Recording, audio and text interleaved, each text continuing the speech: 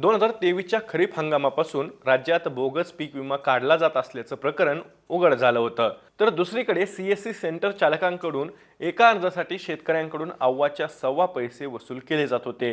त्यात शेतकऱ्यांना पीक विमा भरपाई वेळेवर न मिळाल्यानं विमा कंपन्यांची शेतकरी तक्रार करत होते। तर 1 रुपयात पीक विमा असल्यामुळे बोगस अर्ज सीएससी सेंटरवरून भरण्यात येत असल्याची तक्रारही केली जात होती। या सगळ्या पार्श्वभूमीवर 2024च्या फेब्रुवारी महिन्यात राज्याचे तत्कालीन कृषी मंत्री धनंजय मुंडे यांनी राज्यातील पीक विमा योजनेच्या अंमलबजावणीमधील अडीअडचणी दूर करून ही योजना अधिक प्रभावी पद्धतीने राबवण्यासाठी तसंच शेतकऱ्यांना थेट लाभ मिळवून देणाऱ्या अन्य पर्यायांचा विचार करण्यासाठी एका बैठकीचं आयोजन केलं होतं।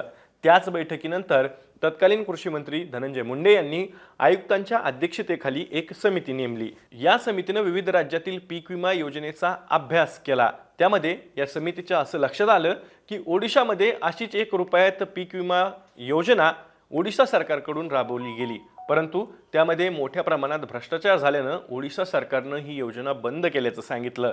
त्यामुळे महाराष्ट्र राज्यानं सुद्धा 1 रुपयात पीक विमा योजनेतील वाढते गैरव्यवहार लक्षात घेऊन 1 रुपयांऐवजी शेतकऱ्यांकडून 100 रुपये घ्यावेत अशी शिफारस केली। त्यामुळे 1 रुपयातील पीक विमा योजना बंद होईल या चर्चेनं जोर धरला।